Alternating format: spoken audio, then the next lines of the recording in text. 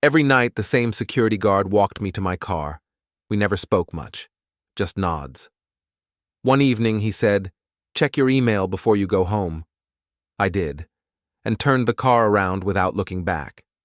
The email was still open on my phone when I pulled into the parking lot of a 24-hour diner 3 miles from my house. My hands were shaking, not from fear, from something colder. Recognition, maybe. The kind that comes when you finally see the shape of something that's been there all along. Subject line: Dad, long-term planning. The sender was my daughter, Emily. The recipients included my son, Daniel, and 3 people I didn't recognize. 2 had email addresses ending in .gov. 1 was a private attorney. The timestamp showed it had been sent 4 months ago. 4 months. I scrolled through the thread: calendar invites, shared drive links, access logs, meeting notes with headers like Phase 2, Residence Transition, and Medical Documentation, Ongoing. There were spreadsheets, timelines, a folder labeled Incident Reports. I hadn't been CC'd on any of it. The most recent message was from Daniel, sent 2 days ago. Moving forward this week, he's showing more confusion. Got him to sign the updated POA yesterday without questions. I stared at that line until the screen dimmed. Yesterday. I'd signed paperwork yesterday. Daniel had come by the house with a folder, said it was insurance updates, routine stuff. I'd signed 3 documents without reading them. He'd smiled, hugged me, told me he was proud of how I was handling retirement.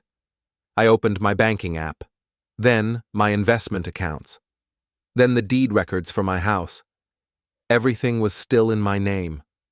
For now. But the power of attorney Daniel mentioned, that would change everything. I pulled up the PDF he'd emailed me for my records. It wasn't an insurance update. It was a durable power of attorney with broad financial and medical authority, effective immediately. I sat in that diner parking lot for 2 hours, reading through every attachment in the email thread. There were photos of my kitchen counter, pill bottles arranged in a row with handwritten notes about missed doses. There were text message screenshots, conversations between Emily and Daniel about my declining state, and risk to himself.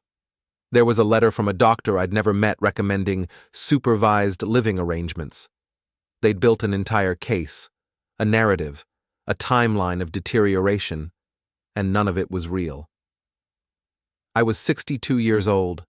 I'd taken early retirement 5 months ago from my position as Facilities and Compliance Director at Meridian Medical Research Campus. 34 years with the same institution. I'd overseen the construction of 4 buildings, managed a staff of 43, and maintained a perfect safety record through 2 federal audits. I wasn't confused. I wasn't declining. I wasn't a danger to myself. But on paper, according to my children, I was all of those things. The diner's neon sign buzzed in the silence. I watched a waitress wipe down tables through the window. Normal. Everything looked so normal. I called my office, former office, the Nightline. Meridian Medical Security Desk. "This is David Brennan. I need to speak to Thomas Weir." A pause. "Mr. Brennan. Hold on." The line clicked. 30 seconds passed. Then his voice.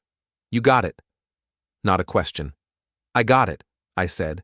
"How did you—" "Your son's company did a development project here 2 years ago. Student housing complex on the north lot. You remember?" I did. Daniel's firm had won the bid. I'd recused myself from the approval process to avoid any appearance of conflict. Professional. Proper.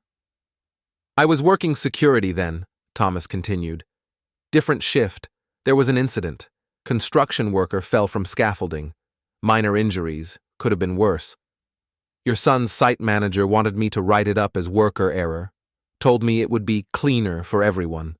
I documented it accurately. Equipment failure, inadequate safety checks. I got fired 3 weeks later. Downsizing, they said. Jesus. I recognized his name when I saw the access logs. He'd been in your office after hours, multiple times, always when you weren't there. Then I saw the badge deactivation request. 2 weeks before you retired. He authorized it. My badge had stopped working the morning I came in to clean out my office. I'd thought it was just timing, IT shutting things down early. I'd had to be escorted through the building like a visitor. Why tell me? I asked. Because I've seen this before. Not exactly this, but close enough. And because you were one of 3 people who wrote a reference letter for me when I applied here. You didn't have to do that. I didn't remember writing it, but that didn't mean I hadn't. Thank you. Don't thank me yet. Whatever you're planning to do, be smart about it. They're already ahead of you. He hung up. I sat there until my coffee went cold, then ordered another one and moved inside. The waitress didn't ask questions. I spread out everything I had, printouts of the emails, notes, timelines. I started building my own spreadsheet. They'd been careful, methodical. Every piece of their case was designed to look reasonable, even compassionate.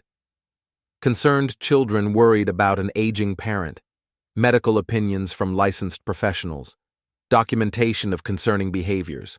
But it was all constructed, hearsay presented as fact, photos staged to suggest one thing while showing nothing concrete, messages taken out of context. I knew this kind of work. I'd spent 34 years managing compliance investigations, incident reports, documentation reviews. I knew how narratives were built, how perception was shaped, how institutions made decisions based on paperwork rather than reality. They were using my own professional skill set against me. That was a mistake. I pulled up the county records database on my laptop, public information, property transfers, court filings, business registrations. I started with Daniel's company. 3 hours later, I had a map. Daniel's firm, Provident Development Group, had done 6 projects in the last 4 years. 4 of them involved properties that had been rezoned under contested circumstances. One had resulted in a lawsuit from displaced residents, settled quietly, term sealed. Another had triggered an environmental review that somehow got expedited through channels that normally took years. Emily's nonprofit Community Forward Initiative had received grants from 2 of the same foundations that funded studies cited in the expedited environmental review.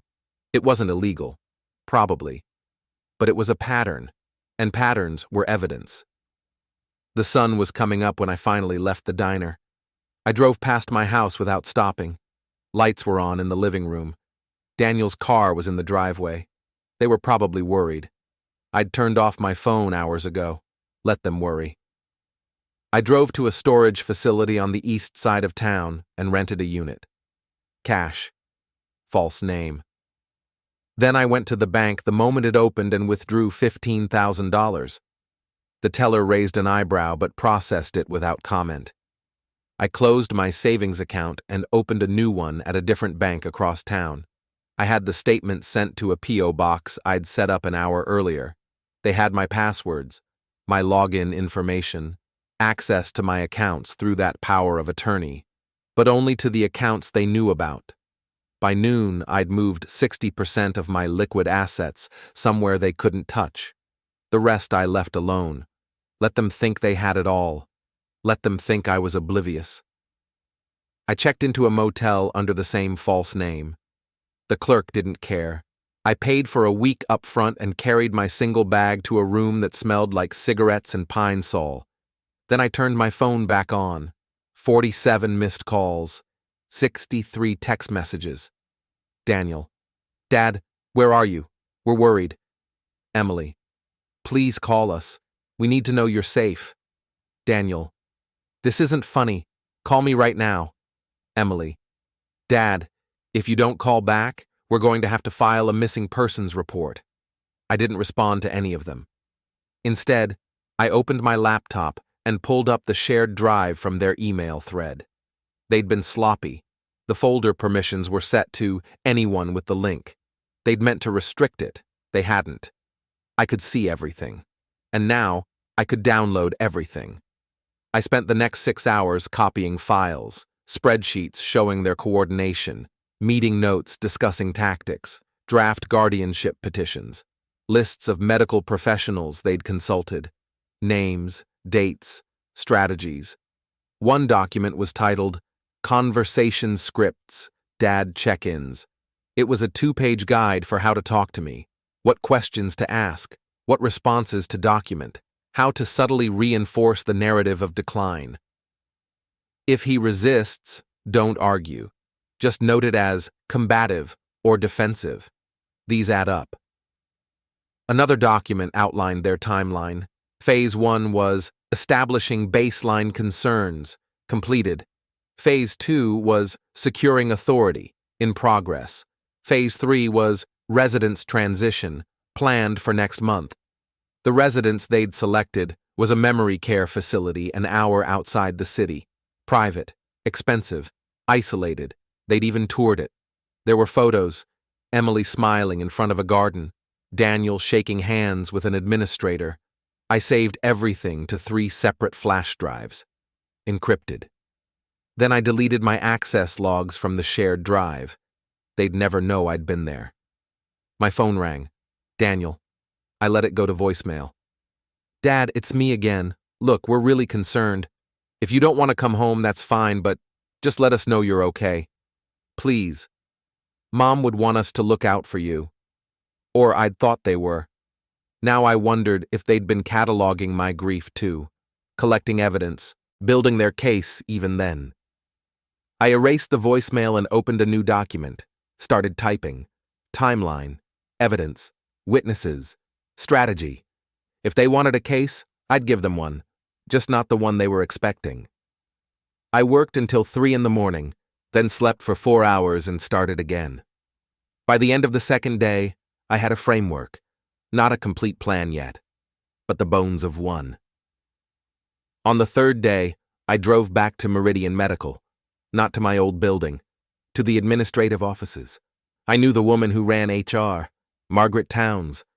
We'd worked together on a dozen personnel situations over the years. She was fair, thorough, and she didn't like being lied to. I waited in the parking lot until I saw her car. Then I followed her inside at a distance and caught her at the elevator. David, she looked surprised. I heard you'd retired. I did. I need to talk to you about something. Unofficial. She glanced around, then nodded. My office. We rode up in silence. Her office was the same as I remembered, organized chaos, stacks of files, a coffee maker that should have been condemned years ago. She closed the door and gestured to a chair. What's going on? I handed her a folder. Inside were printouts of Thomas Weir's personnel file, his hire date, his performance reviews, his termination notice, and the incident report he'd filed about the scaffolding accident. Do you remember this? She scanned the pages. Vaguely. Why? The termination was irregular. He was fired 3 weeks after filing a report that contradicted a contractor's version of events. That contractor was my son's company. She looked up. Are you suggesting? I'm not suggesting anything. I'm just asking you to look at it again, independently. And if you find anything worth reviewing, I'd appreciate knowing. She set the folder down. David, if this is some kind of personal issue with your son, it's not personal. It's professional. And if I'm wrong, I'll apologize to everyone involved. But if I'm right, you'll want to know before it becomes a bigger problem. She studied me for a long moment. Then she picked up the folder again.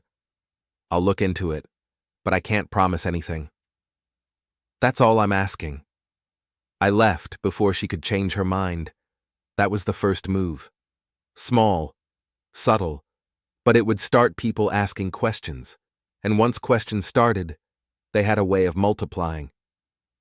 I drove to the next location on my list, a coffee shop near the county courthouse.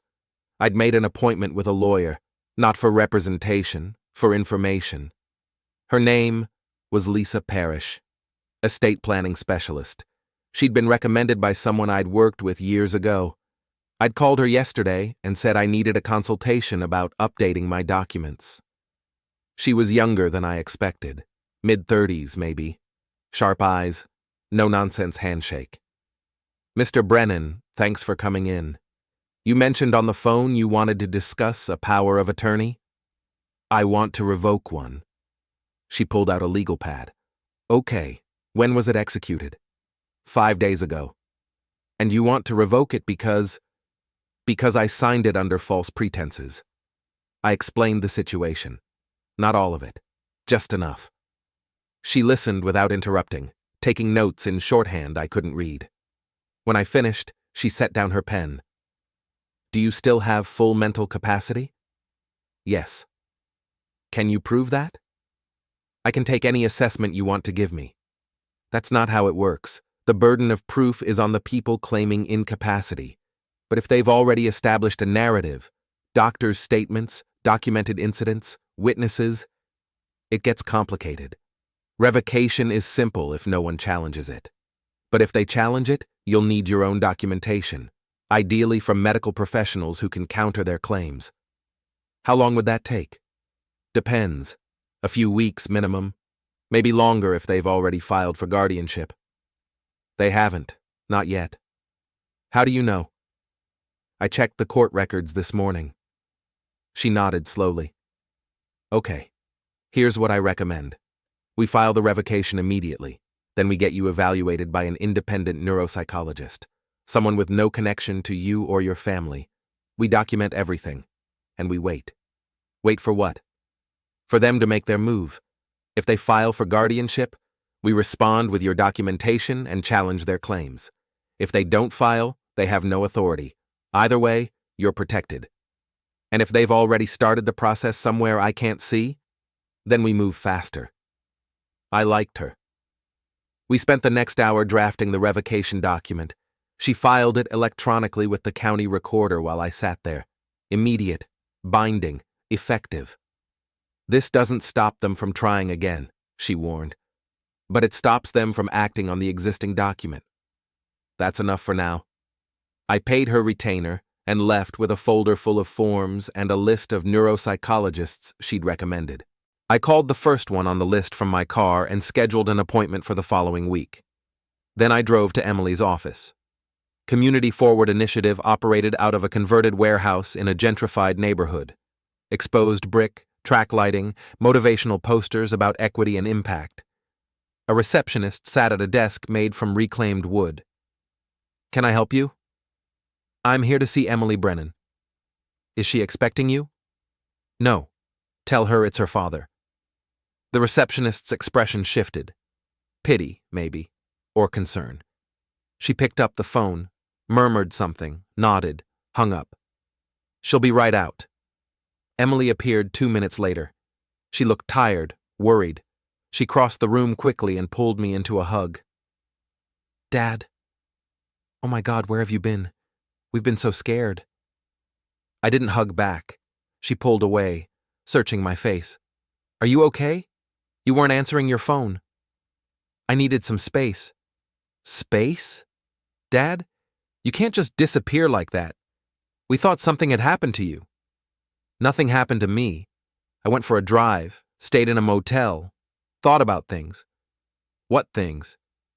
Retirement, the future, what I want to do with the rest of my life.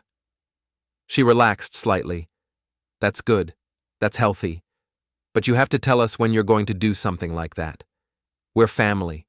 We worry. Right. Family. I watched her. Studied the micro-expressions, the way her shoulders were still tense despite the smile, the way her eyes kept flicking to the receptionist, gauging how this looked. Can we talk? I asked. Privately? She glanced back at her office. Yeah, of course, come on. I followed her through the open floor plan. A dozen people working at standing desks, laptops covered in activist stickers. They all looked up as we passed. Emily waved casually, like nothing was wrong. Her office was small, glass walls, no privacy. She closed the door and gestured to a chair. Dad, seriously, are you okay? I'm fine. I wanted to ask you about something. Okay. The power of attorney I signed, the one Daniel brought over. Her face went carefully neutral. What about it? I want to revoke it. Silence. Why would you want to do that? Because I don't need it. I'm not incapacitated. I'm not confused. I'm perfectly capable of managing my own affairs. Dad, no one said you were incapacitated. It's just a safety measure, in case something happens. Then there's no harm in revoking it. It's not that simple. It's exactly that simple. I already did it, this morning. Her expression hardened, just for a second. Then the concerned daughter mask was back. You went to a lawyer. I did. Dad, that's okay. That's your right. But I think you're misunderstanding what this is about. We're not trying to control you. We're trying to help you. By documenting my confusion and risk to myself. She froze. I saw the emails, I said quietly. The shared drive, the meeting notes, all of it. She didn't deny it, didn't apologize, just stared at me. How long have you been planning this? I asked. Dad, how long, Emily? She stood up. You need to leave. Answer the question.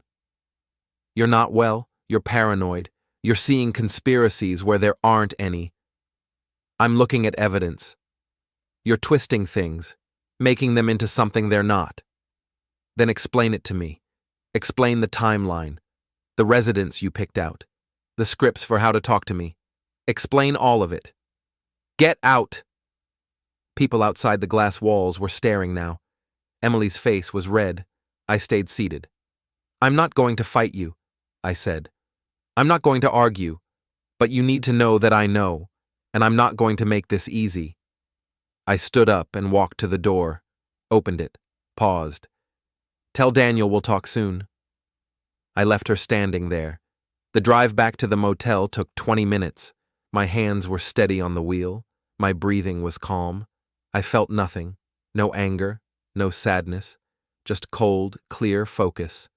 This was war, and I'd just fired the opening shot. The neuropsychological evaluation took 4 hours. I sat in a beige office answering questions about what year it was, who was president, how many quarters were in $3. I drew clocks, repeated lists of words, arranged colored blocks into patterns. The doctor watched me with clinical detachment, making notes on a tablet. Mr. Brennan, why are you here today? Because I need documentation that I'm competent. Why do you need that documentation? Because my children are trying to have me declared incompetent. She didn't react, just wrote something down. Are you experiencing any memory problems? No. Confusion? Disorientation? No. Changes in mood or behavior? I'm angry. Does that count? Anger is normal. Do you feel it's disproportionate? My children are trying to steal my life. I think my anger is proportionate. She asked more questions. I answered them all. When it was over, she told me the results would be available in a week. I thanked her and left. That was 3 days ago. Now I was sitting in my car outside a small bungalow in a neighborhood I didn't recognize. The address had come from the county property records. According to public documents, this house belonged to Dr. Lawrence Mitchell, the physician who'd written the letter recommending supervised living arrangements for me. I'd never met Dr. Mitchell, never been his patient, never even heard his name until I found it in Emily's files. But somehow he'd formed a professional opinion about my capacity. I wanted to know how. The front door opened. A man in his 50s stepped out, carrying a briefcase. I compared his face to the photo on the medical board website. Match. I waited until he got in his car and pulled out of the driveway. Then I followed him. He drove to a medical complex 15 minutes away. I watched him park and walk inside. The directory in the lobby listed his practice, Mitchell Geriatric Consulting, 3rd floor. I took the elevator up. The waiting room was empty. A receptionist looked up from her computer. Can I help you? I'd like to schedule a consultation with Dr. Mitchell. Are you a current patient? No, I was referred. By whom? A family member. She pulled up a scheduling program. Dr. Mitchell's next available appointment is 6 weeks out. Would you like me to put you on the cancellation list? Actually, I was hoping to speak with him briefly today. Just a few questions. I'm sorry, he doesn't do walk-ins. If you'd like to schedule. The door behind her opened. Dr. Mitchell stepped out, holding a file. He glanced at me, polite but disinterested. Dr. Mitchell, I said, my name is David Brennan. I believe you wrote a letter about me. His expression didn't change. I'm sorry? A letter recommending supervised living, for me, about 4 months ago. I don't discuss patients. I'm not your patient, that's the problem. The receptionist stood up. Sir, if you don't leave, I'm going to call security. Dr. Mitchell held up a hand. It's fine, Janet. Give us a moment. He looked at me. My office. I followed him back. The space was small, cluttered with books and patient files. He closed the door and gestured to a chair. I didn't sit. I've never met you, I said. I've never been your patient. So how did you write a medical opinion about my mental state? I don't know what you're talking about. I pulled out a printed copy of his letter and set it on his desk. This, your signature, your letterhead, recommending I be placed in memory care. He picked it up. Read it. His jaw tightened. I didn't write this. That's your signature. It's forged. We stared at each other. Someone used your credentials without your knowledge, I said. Apparently. Who requested the letter? I don't know. If I didn't write it, I don't have a record of the request. Guess. He set the letter down. Mr. Brennan, if what you're saying is true, this is a serious issue. Medical fraud, identity theft. But I can't help you without knowing who was behind it. My children, Daniel and Emily Brennan. He shook his head. I don't recognize those names. They might have gone through an intermediary, an attorney, someone else. Then you need to find that person. I will. But first, I need you to document this. Write a statement that you didn't author this letter, that you never evaluated me, that your credentials were used without your permission. He hesitated. That could open me up to liability.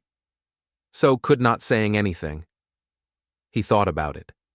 Then he pulled out his prescription pad and started writing. When he finished, he handed me a notarized statement on official letterhead. This confirms I did not evaluate you and did not write the referenced letter. Any document bearing my signature related to David Brennan is fraudulent. I folded it and put it in my pocket. Thank you. Mr. Brennan, be careful. If your children are willing to forge medical documents, they're willing to do worse. I know. I left his office and drove straight to Lisa Parrish's law firm. She was in a meeting, but I waited. When she came out, I handed her the statement. She read it twice. This is huge. Can we use it?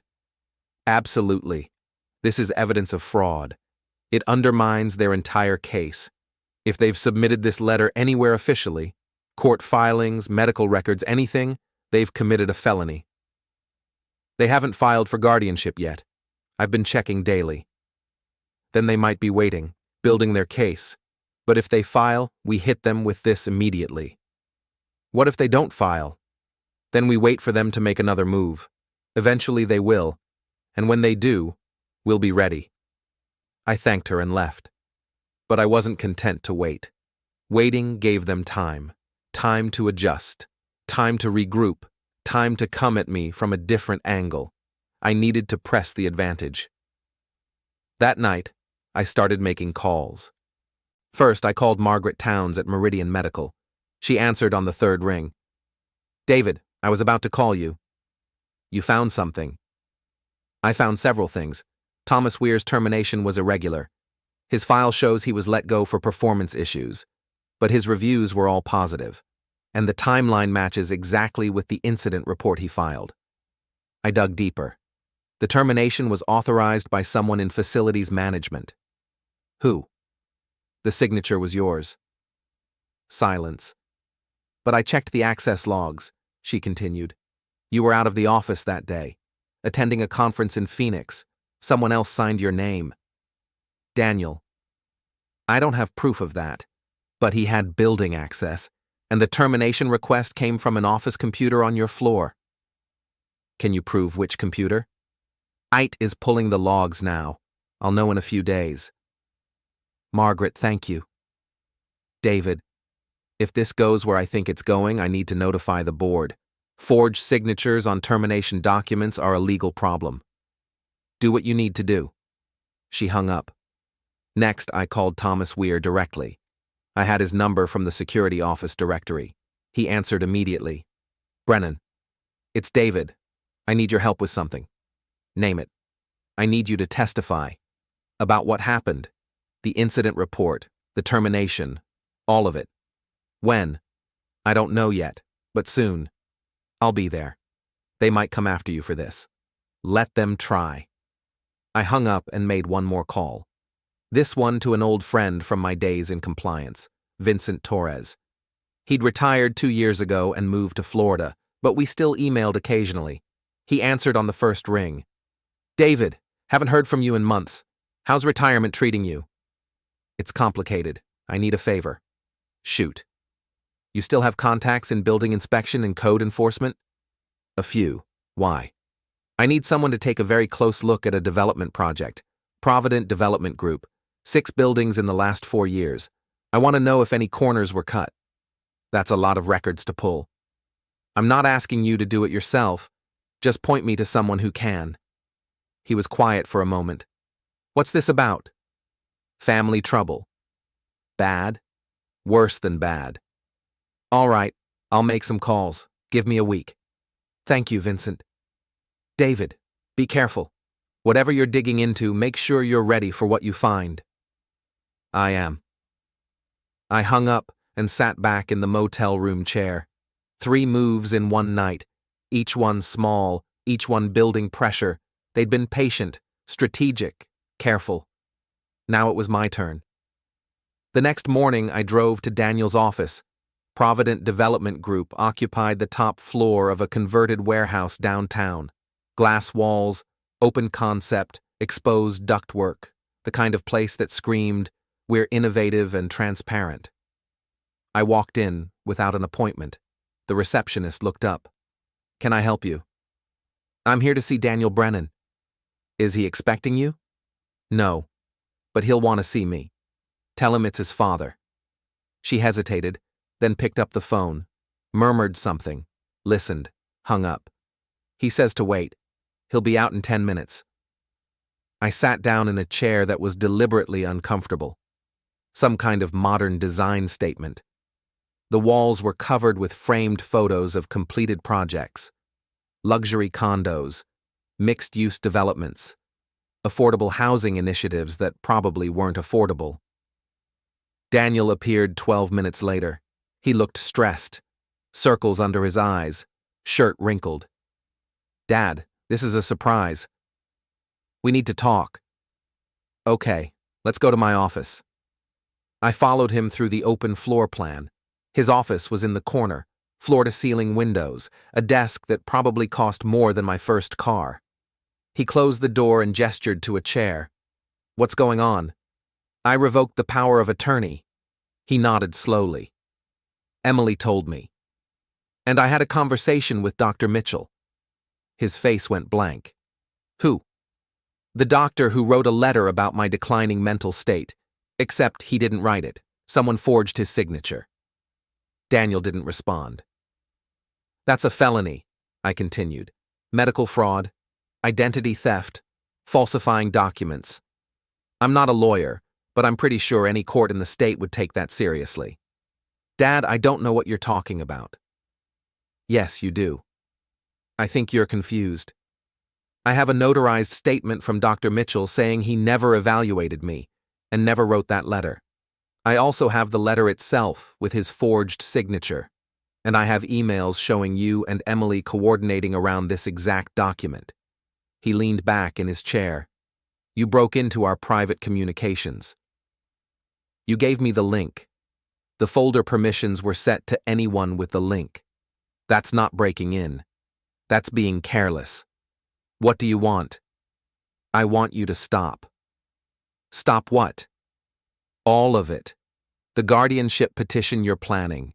The residents you picked out. The documentation. The narrative. All of it. We're trying to help you. No, you're trying to control me, and I won't let you. He stood up. Dad, you're not thinking clearly. You're seeing conspiracies. You're acting paranoid. This is exactly why we're concerned.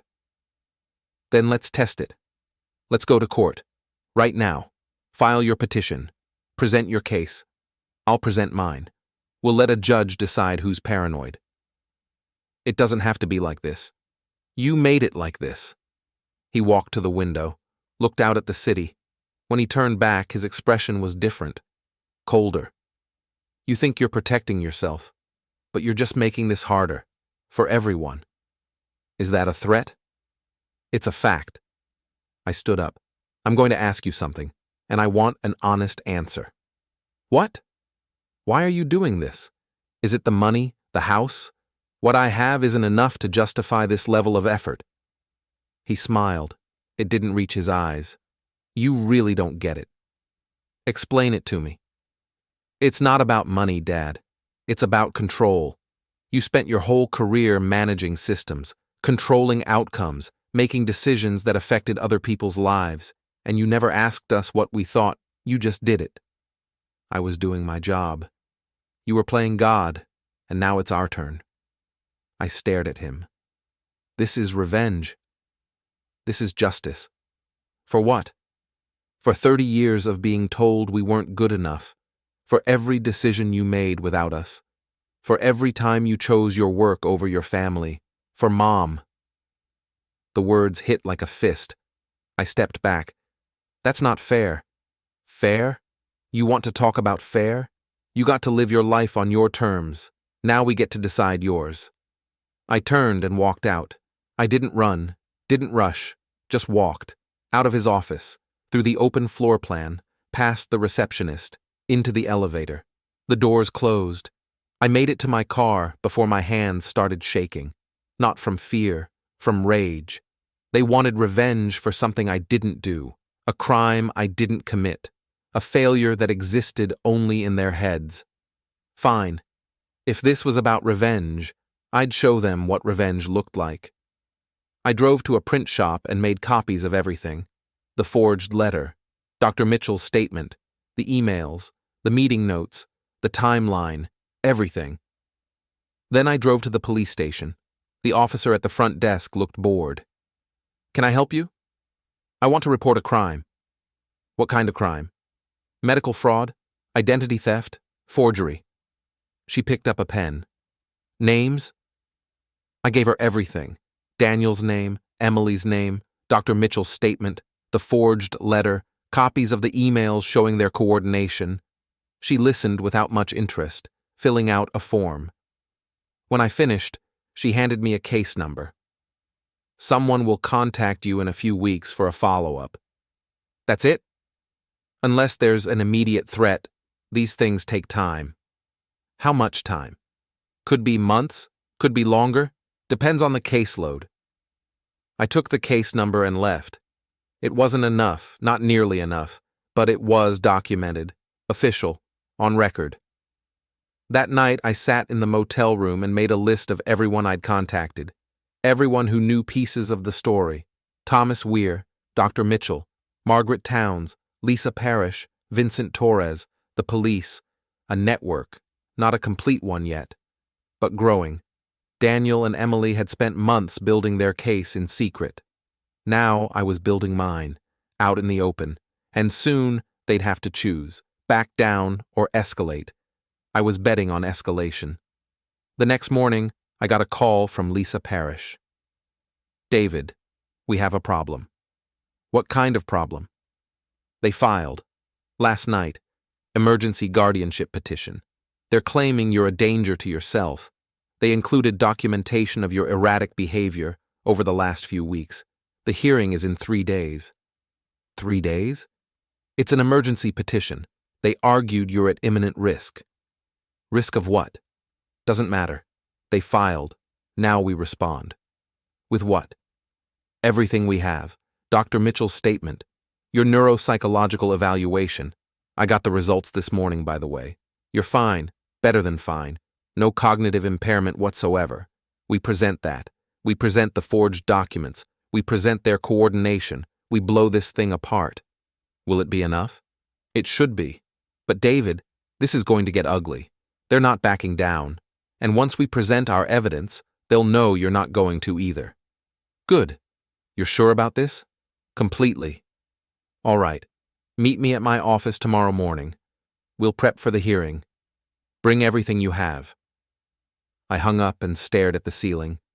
3 days, 72 hours until I faced them in court. I didn't sleep that night. Didn't even try. Just sat in the dark, running scenarios, planning responses, anticipating moves. They thought they had me cornered, thought this emergency petition would force my hand. They were right, but not the way they expected. I didn't call Daniel, didn't text, didn't email. I showed up at his office unannounced at 8 a.m. on a Tuesday morning. The receptionist tried to stop me. I walked past her and opened his office door without knocking. He was on the phone. He looked up, startled, then furious. He said something into the receiver and hung up. Get out. We need to talk. No, we don't. You've done enough damage. I haven't even started. He stood up. You went to the press. You've been spreading lies. You've cost me contracts. You've humiliated Emily. What more do you want? I pulled out a flash drive and set it on his desk. This is everything. The forged letter, the emails, the guardianship plan, the building code violations, the video of you admitting to bribing inspectors, the list of city officials you've compromised, all of it. He stared at the flash drive. That's not real. It's real. And it's backed up in 3 places. If anything happens to me, it gets released. To the press, to the DA, to every news outlet in the state. You're bluffing. Try me. He picked up the flash drive, turned it over in his hands. What do you want? I want you to leave me alone. You and Emily. Drop the guardianship plan. Stop the surveillance. Stop the documentation. Walk away. And if we don't? Then I release everything, and you go to prison. He laughed. It was bitter. You think you're so righteous, so justified. You have no idea what you've done to this family. I know exactly what I've done. I've protected myself. You've destroyed us. You tried to destroy me first. Good. I turned to leave. He spoke again. Dad? I stopped. Didn't turn around. Mom would be ashamed of you. I walked out without responding. The receptionist was on the phone when I passed her desk, probably calling security. I didn't care. I was already in the elevator by the time anyone could react. Outside, the morning air was cold and sharp. I sat in my car for a long time, hands on the wheel, not moving. It was over, or it should have been. But something felt wrong. Daniel had given in too easily. He was angry, yes, but not defeated, not broken. He was planning something. I drove to Lisa's office. She was in a meeting. I waited. When she came out, I followed her into her office and closed the door. I confronted Daniel, gave him an ultimatum. He agreed to back off. She sat down slowly. And you believe him? No. Then why did you do it? Because I wanted him to know I have leverage, and I wanted to see how he'd react. How did he react? Like someone who's about to do something stupid. She leaned back in her chair. David, you're playing a dangerous game. If he feels cornered, he might escalate. Let him. I'm ready. Are you? Because escalation doesn't always mean legal action. It could mean something worse. Like what? I don't know. But people who've lost everything have nothing left to lose. I left her office and drove to the motel. It was time to move again. I'd been in one place too long. I packed my bag and checked out, drove to a different hotel, paid cash, used a different false name. Then I sat in the room and waited. For 3 days, nothing happened. No calls, no texts, no legal filings, no news. It was quiet. Too quiet. On the 4th day, I got a call from Margaret Towns. David, There's been an incident. What kind of incident? A fire. At Meridian Medical, Building C, the one your son's company renovated 2 years ago. My stomach dropped. Was anyone hurt? No. It happened at night, but the damage is extensive. The fire marshal is investigating. What's the preliminary cause? Electrical failure. But David, the wiring in that building was part of the renovation Daniel's company did. If it's faulty, if corners were cut, it's his fault. Possibly. But it's going to take weeks to confirm. Maybe longer. Does he know? I don't know. The fire marshal hasn't released a public statement yet. When will they? Soon.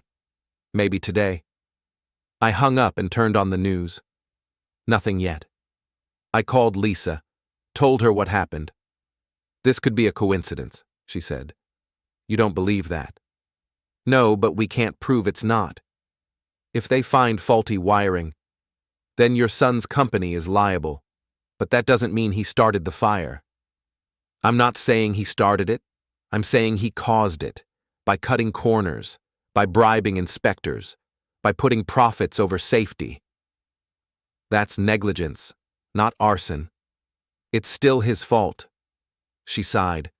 David, if this is what I think it is, it's going to get messy. The fire marshal will investigate. Insurance companies will get involved. Lawsuits will be filed. And if your son's company is found liable, he could lose everything. Good. You don't mean that? Yes, I do. I hung up and paced the hotel room. My phone buzzed, a text from an unknown number. You did this. I stared at it. Then I called the number. It went to voicemail. Emily's voice. This is Emily. Leave a message. I hung up and blocked the number. Another text. From a different unknown number. People could have died. I didn't respond. A third text. You're a monster. I turned off my phone. That evening, the fire marshal held a press conference. I watched it on my laptop. He confirmed the fire started in the electrical system. Preliminary findings suggested substandard wiring. The investigation was ongoing. A reporter asked if there would be criminal charges. That depends on what we find. If the wiring was installed improperly, and if someone knowingly approved it despite safety violations, there could be charges. But it's too early to say. Another reporter asked about the renovation company. We're reviewing all contractors involved in the building's construction and renovation. That includes Provident Development Group. The press conference ended. I opened a new browser tab and searched for Daniel's company. The top result was the blogger's article from a week ago. The second result was a news story about the fire.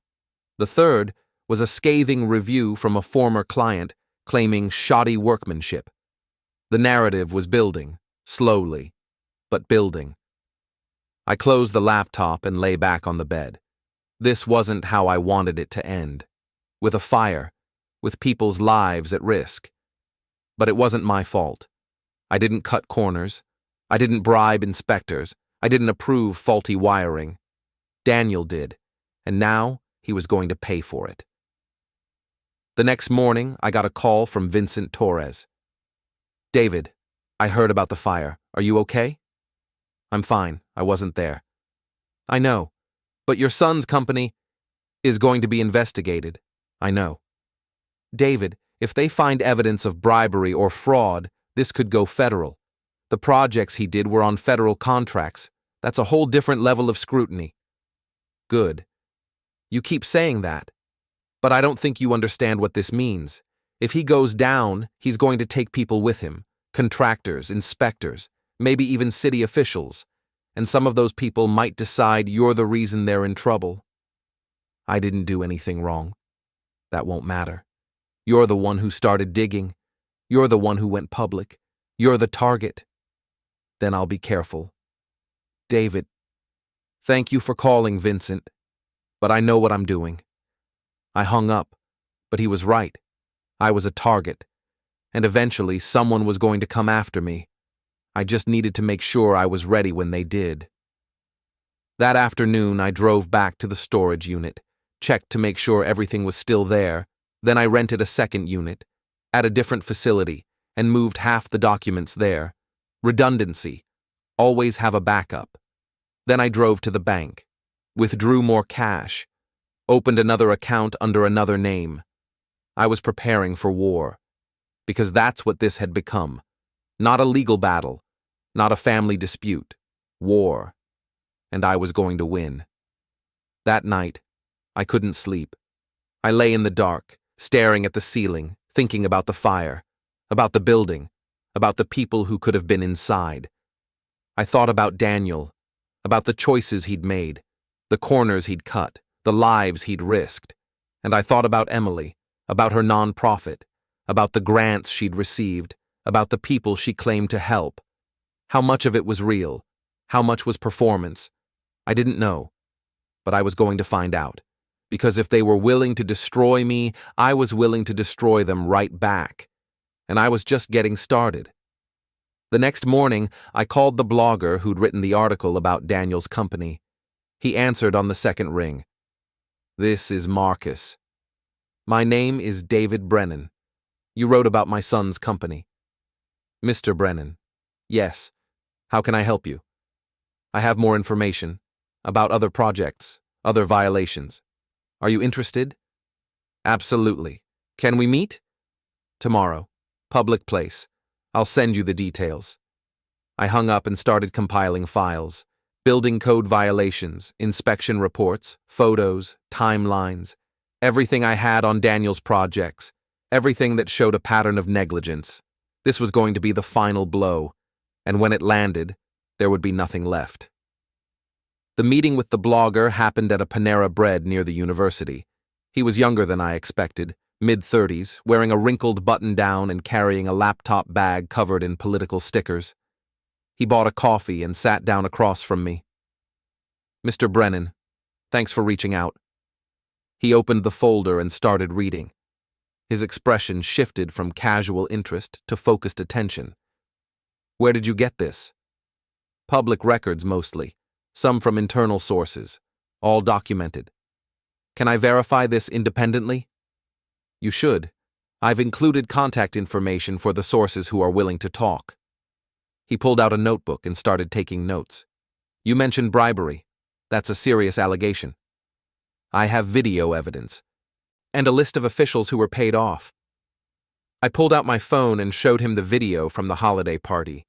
Daniel, drunk, bragging about greasing wheels. The blogger watched it twice. This is huge. Can I have a copy?" "I'll send it to you. But you need to be careful. My son knows I have this. If he finds out you're running with it, he'll try to stop you."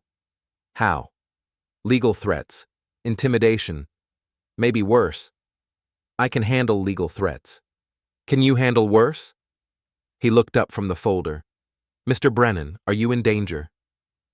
"Probably, but that's not your problem. If you're afraid for your safety, you should go to the police." "I already did. They don't care, or they don't have the resources. Either way, I'm on my own." He closed the folder. "I'll run this story, but it's going to take time. I need to verify everything, interview sources, get responses from all parties, a week at least, maybe 2. "That's fine. Just make sure it's thorough, because this is their last chance to walk away. If they don't, this story destroys them." "And if they do walk away, what then?" "Then I stop, and we all move on." He didn't look like he believed me, but he took the folder and left. I sat there for a long time, drinking coffee I didn't want, thinking about what came next. If Daniel and Emily backed down, I could let this go, rebuild my life, disappear. But if they didn't, if they pushed back, if they escalated, then I had to be ready to finish it. And finishing it meant releasing everything, not just to one blogger, to everyone, the district attorney, the media, the public, total exposure. I left the Panera and drove to a quiet residential neighborhood on the east side of town, parked 2 blocks away from Emily's house. I didn't approach, just watched. Her car was in the driveway, lights on inside, normal. I sat there for an hour, no movement, no visitors, nothing unusual. Then I drove to Daniel's house. Same thing. Parked 2 blocks away. Watched. His car was there too, lights on. I saw him through the window, pacing, talking on the phone. He looked stressed, angry. Good. I drove back to the hotel and spent the rest of the evening organizing my files, creating new backups, double-checking every piece of evidence. If they came at me again, I wanted to be ready. That night, I got a call from an unknown number. I almost didn't answer, but curiosity won. Hello? Mr. Brennan, my name is Rachel Ortiz. I'm an investigator with the State Attorney General's office. My pulse quickened. Okay. I'm calling about a complaint we received regarding Provident Development Group. Your name came up in connection with evidence related to potential fraud and bribery. I filed a police report, and I've been collecting information, but I haven't sent it to the Attorney General's office. Someone else did, a journalist named Marcus Lee. He forwarded your materials along with his own research. We're opening an investigation. What does that mean? It means we're looking into the allegations. If we find evidence of criminal activity, we'll pursue charges. But, Mr. Brennan, I need to ask, are you safe? Why wouldn't I be? Because people under investigation sometimes take desperate measures, especially if they feel cornered. I'm being careful. Careful might not be enough. If you believe you're in danger, we can arrange protection. I don't need protection. I just need this to end. She was quiet for a moment. Mr. Brennan, investigations take time. Months, sometimes years. If you're expecting a quick resolution, you're going to be disappointed. I'm patient. Good, because this is going to get worse before it gets better. She hung up. I sat there holding the phone, processing what she'd said. The Attorney General's office was involved. That meant real consequences. Criminal charges, federal oversight. Daniel and Emily couldn't bribe their way out of this, couldn't intimidate witnesses, couldn't make it disappear. This was endgame. The next morning, I got a text from Lisa. We need to talk. Call me. I called her. David, the AG's office contacted me. They're investigating your son. I know, they called me last night. Do you understand what this means? It means I win. It means things are going to get very ugly. For everyone, including you. I can handle it. Can you? Because once the AG gets involved, you lose control. They're going to want to interview you, depose you, use you as a witness. Your life is going to be dissected. I don't care. You should, because if they find anything that contradicts your story, they'll use it against you. And your son's attorneys are going to dig. They're going to look for dirt. They're going to try to discredit you. Let them try. She sighed. David, I'm your lawyer. I'm on your side. But I'm telling you, this is a point of no return. Once it starts, you can't stop it. Are you sure you want this? I'm sure. All right. Then we prepare. We go over every detail, every document, every statement. We make sure there's nothing they can use against you. When? Now. Come to my office. I drove to her office and spent the next 4 hours going through everything. She asked questions I'd already answered, made me repeat timelines, checked dates against records. By the end, she looked exhausted. You're clean, she said, as far as I can tell. But David, they're going to come after your credibility, your mental state, your motives. Be ready for that. I am. Good, because this is about to get very public. I left her office and drove to a diner, ordered coffee and a sandwich I didn't eat, sat in a booth by the window and watched cars pass. My phone buzzed. A text from Daniel. You've ruined everything. I hope you're happy. I didn't respond. Another text. Emily lost a grant. Community Forward is going to shut down. Because of you. I blocked his number. A third text from a different number. You're going to regret this. I turned off my phone. That evening the story broke, not from Marcus Lee, from a major news outlet, state level. The headline read, Attorney General investigates local developer for fraud and bribery. The article detailed the allegations, code violations, bribed officials, the fire at Meridian Medical. Daniel's name was mentioned multiple times. So was Provident Development Group. Emily's nonprofit was mentioned too. Questions about grant funding, conflicts of interest, connections to Daniel's projects. The comments section exploded, hundreds of people weighing in, some supportive, some skeptical, some calling for Daniel and Emily to be locked up. I read every comment. Then I closed the browser and went to bed. For the first time in months, I slept through the night. The next morning, I woke up to 17 missed calls, 9 voicemails, 34 text messages, all from reporters. They wanted interviews, statements, background, context. I called Lisa. "Don't talk to anyone," she said. "Refer them to me. This is exactly what I warned you about." Should I give a statement? Not yet. Let the AG do their job. If they want you to speak publicly, they'll coordinate it. Right now, your job is to stay quiet and stay safe. Safe from what? From anyone who might want to shut you up. Then I checked into another hotel. Different part of town. Cash payment. False name. I was covering my tracks, because Lisa was right.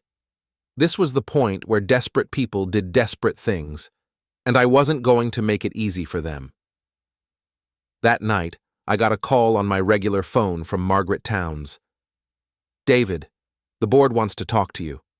"About what?" "About testifying. If the AG charges Daniel with fraud related to the Meridian Medical projects, they'll need witnesses. You're one of them." "I'll do it." "David, think about this. Testifying means going on record, being cross-examined. Your son's attorneys are going to try to tear you apart." "I know." "And you're okay with that?" "I'm okay with telling the truth." She was quiet for a moment. "All right, I'll let the board know." I hung up and stared at the ceiling. This was it, the final step. Testifying meant no going back, no reconciliation, no peace. It meant choosing justice over family, and I'd already made that choice. The next day, I got a call from Rachel Ortiz, the AG investigator. "Mr. Brennan, we'd like to schedule a formal interview. Can you come to our office tomorrow?" "Yes. Bring your lawyer and any additional documentation you haven't already provided." "I will." The interview lasted 6 hours. They asked about everything: my career, my relationship with Daniel and Emily, the forged letter, the guardianship petition, the building projects, the fire. I answered every question. Lisa objected occasionally, but I told them everything I knew. When it was over, Rachel walked me out. "Thank you for your cooperation, Mr. Brennan. This is going to help." "When will charges be filed?" "I can't comment on that, but soon." I left the building and drove back to the hotel, ordered takeout, ate in silence. Then I opened my laptop and checked the news. Another story had dropped. This one from Marcus Lee. Deep dive into Provident Development Group. Interviews with former employees, contractors who'd been pressured to cut corners, inspectors who'd been bribed. One of them went on record. A city building inspector named James Keller. He described receiving cash payments to approve substandard work. He named Daniel specifically. The article ended with a call for criminal charges. I read it twice, then I shared it everywhere. This was the endgame, and there was no stopping it now. The indictment came down 3 weeks later: 5 counts of fraud, 2 counts of bribery, 3 counts of reckless endangerment related to the fire. Daniel's name was listed first. 3 other contractors were named as co-conspirators. Emily wasn't indicted, but the document referenced her nonprofit as a possible channel for laundered funds pending further investigation. The news broke at 6 a.m. By 7 a.m., it was the top story on every local outlet. By noon, it had gone regional. Daniel's mugshot, taken that morning after his arrest, was everywhere. He looked smaller in the photo, beaten. The confidence I'd seen in his office was gone. I sat in a diner watching the coverage on a TV mounted in the corner. The sound was off, but the Chiron told the story. Local developer arrested in fraud scheme. My phone buzzed. Lisa. Have you seen the news? I'm watching it now. David, this is going to explode. The press is going to want to talk to you. So is the defense. So is everyone. Do not, I repeat, do not speak to anyone without me present. I won't. Good. Also, the AG's office wants you available for trial prep. They're treating you as a key witness. When? Soon. Maybe next week. I'll coordinate with them. She hung up. I turned back to the TV. A reporter was standing outside the courthouse. Behind her, a group of protesters held signs. Justice for victims. Hold developers accountable. No more corruption. I didn't know who organized them. Didn't care. The optics were perfect. I finished my coffee and left. That afternoon, I drove past Daniel's house. There were news vans parked on the street, reporters on the lawn, cameras everywhere. His car wasn't in the driveway, probably still in custody, or at his lawyer's office. I drove past without slowing. Then I went to Emily's house. Same scene. Vans, reporters, chaos. She was standing on her porch, yelling at a camera crew to leave. She looked furious and desperate. I watched from a distance. Felt nothing. They'd tried to destroy me. Now they were being destroyed. It wasn't satisfaction I felt. It was something colder. Finality, maybe. That evening, I got a call from an unknown number. I didn't answer. They left a voicemail. Mr. Brennan, this is Angela Reed. I'm a producer with Dateline NBC. We're doing a story on the Provident Development case. We'd love to interview you. Please call me back. I deleted the voicemail. Another call. Another voicemail. This one from a podcast producer. Then a freelance journalist. Then a documentary filmmaker. I deleted them all. I wasn't interested in fame or attention. I just wanted this over. The next morning, I met with Lisa to go over the trial timeline. The AG's office had scheduled the trial for 6 months out. Plenty of time to build their case. Plenty of time for Daniel's attorneys to build a defense. They're going to argue entrapment, Lisa said, that you provoked this, that you set Daniel up. I didn't set him up. I exposed him. That's the distinction we need to make clear. You didn't create the fraud. You didn't force him to cut corners or bribe inspectors. You just documented what he was already doing. Will the jury see it that way? If we present it correctly, yes. But David, the defense is going to come after you hard. They're going to paint you as vindictive, bitter. A father who couldn't accept retirement and decided to destroy his children out of spite. Let them try. They will try, and they'll have evidence. Your withdrawal of cash, the fake names, the storage units. They'll argue you were paranoid, unstable, that your actions prove you needed the guardianship. I have evidence too. The forged letter, the emails, the timeline. I know, and will use it. But juries are unpredictable, especially in cases involving family. They might sympathize with Daniel and Emily, see them as children trying to help a difficult parent. Then we make sure they see the truth. She nodded. That's the plan. I left her office and drove to the storage unit. Checked the files one more time. Everything was still there, organized, labeled, ready. Then I drove to the second unit. Same thing. Redundancy. That night I got a text from Emily. I'd unblocked her number earlier in the day. I don't know why. Curiosity, maybe. Dad, please, we need to talk. I didn't respond. Another text. Daniel's bail is set at $500,000. We can't afford it. Can you help? I stared at the message. Then I typed a response. No. She didn't text back. The next morning, I got a call from Margaret Towns. David, the board wants to offer you something. What? Reinstatement, part-time, advisory role. They're expanding the compliance department and they want someone with your experience to oversee it. Why now? Because they realize they made a mistake. Letting you go early, trusting Daniel's company, all of it. They want to make it right. And if I say no, then you say no. But David, This is an olive branch. A chance to rebuild. I thought about it. Meridian Medical. 34 years. My career. My identity. I'll think about it. That's all I'm asking. I hung up. Part of me wanted to say yes, to go back, to reclaim something I'd lost. But another part of me knew I'd never be able to work there again, not after everything that had happened, not after Daniel's company had left a scar on the institution I'd spent my life protecting.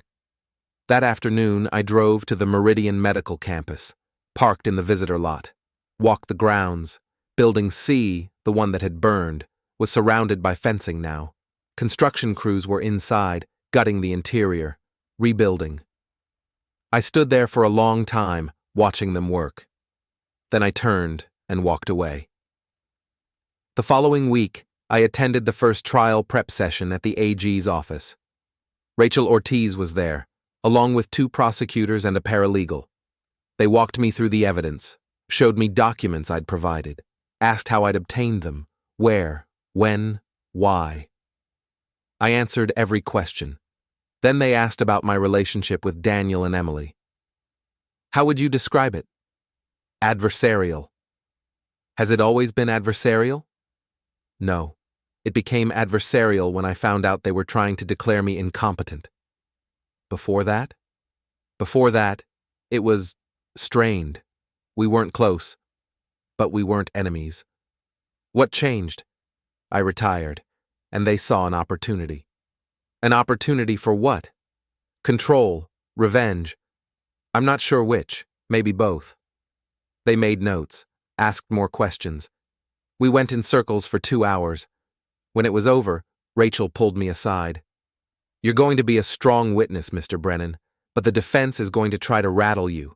They'll bring up your past, your marriage, your career. They'll try to make you look like the villain. I'm ready. Good. Because this is going to be brutal. I left the AG's office and drove to a park, sat on a bench, watched people jog past, families with kids, dogs chasing balls, normal life, the kind I used to have. I wondered if I'd ever have it again. Probably not. That night, I got an email from Marcus Lee, the blogger. Mr. Brennan, I wanted to let you know I'm working on a follow-up piece about the impact of your case, not just on your son, but on the broader issue of construction fraud and regulatory capture. Would you be willing to talk? I wrote back. Not yet. Maybe after the trial. He responded immediately. Understood, but for what it's worth, what you did matters. A lot of people are paying attention now. That's because of you. I closed the email and stared at the screen. I didn't do this for recognition. I did it for survival. But maybe it mattered anyway. The next morning, I got a call from Thomas Weir. David, I heard about the indictment. Congratulations. Thanks. Listen, I know this has been hard on you, but I want you to know what you did, exposing all this, it's made a difference. Not just for you, for me too, and for a lot of other people who got screwed by the system. I'm glad it helped. If you need anything, a place to stay, someone to watch your back, whatever, let me know. I will. He hung up. I sat there for a moment. Then I called Lisa. I want to take the job at Meridian Medical. The advisory role? Yes. Are you sure? I'm sure. Okay, I'll let Margaret know. I hung up and stared out the window. It wasn't about going back. It was about moving forward. And for the first time in months, that felt possible. The weeks leading up to the trial were a blur. Meetings with the AG's office, prep sessions with Lisa, interviews with investigators. I gave the same answers over and over until they became rehearsed. Automatic. Daniel's attorneys tried to depose me twice. Both times, Lisa shut it down. He'll testify at trial, not before. The media coverage intensified. More stories, more interviews with contractors and inspectors, more details about the scope of the fraud. Daniel's bail was eventually posted. I don't know who paid it. Probably his attorneys, leveraging his assets. He was released with an ankle monitor and a strict curfew. Emily wasn't charged, but her nonprofit shut down. The grants were pulled, her board resigned. She released a statement saying she had no knowledge of her brother's illegal activities and was cooperating fully with investigators. I didn't believe her, but it didn't matter. The damage was done. 2 weeks before the trial, I got a letter in the mail. Handwritten, from Daniel. Dad, I know you'll never forgive me. I don't expect you to, but I need you to know that I never wanted to hurt you. I just wanted to feel like I mattered, like I had control over something. You spent your whole life in control, and I spent mine in your shadow. This was my way of stepping out of it. I'm sorry it came to this, but I'm not sorry for trying. I read it twice, then I put it in a drawer and never looked at it again. The night before the trial, I couldn't sleep. I lay in bed, staring at the ceiling, running through everything one more time. The evidence, the timeline, the testimony. I was ready, but I was also afraid. Not of losing. I'd already won. The indictment was proof of that. I was afraid of what would happen after. When the trial was over, when the cameras left, when the story moved on. What would I have left? I didn't have an answer. The next morning, I put on a suit, drove to the courthouse, met Lisa in the lobby. You ready? She asked. As ready as I'll ever be. We walked inside together, and the trial began.